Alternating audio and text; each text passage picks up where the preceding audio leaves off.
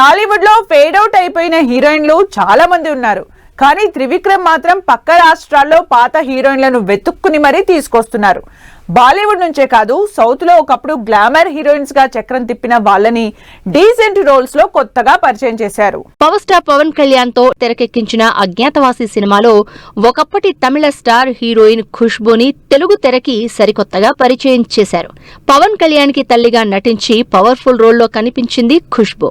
Stalin cinema తర్వాత దాదాపు 11 ఏళ్లకి performance కి స్కోప్ ఉన్న క్యారెక్టర్ దొరికింది ఈ సినిమాలో.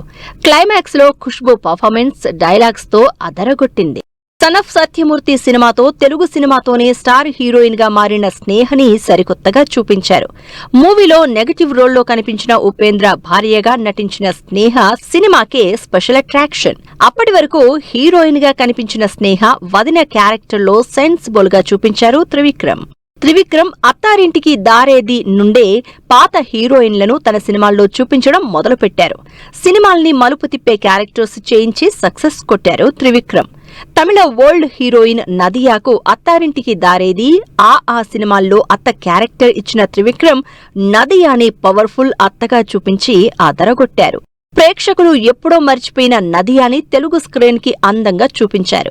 ఎట్ ద సేమ్ టైం అంతే పవర్ఫుల్ గా ప్రజెంట్ చేశారు. హీరో పవన్ కళ్యాణే అయినా సినిమా మొత్తం నదియా చుట్టూనే తిరుగుతూ ఉంటుంది. ఇలా ప్రతి సినిమాలో తన మార్క్ పంచ్లతో పాటు క్యారెక్టర్స్ విషయంలో కూడా కొత్తగా ఆలోచిస్తూ ఆ విమెన్ క్యారెక్టర్ ని సినిమాకే సెంటర్ ఆఫ్ ద అట్రాక్షన్ చేస్తూ ఆడియన్స్ లో ఇంట్రెస్ట్ క్రియేట్ చేస్తున్నారు త్రివిక్రమ్.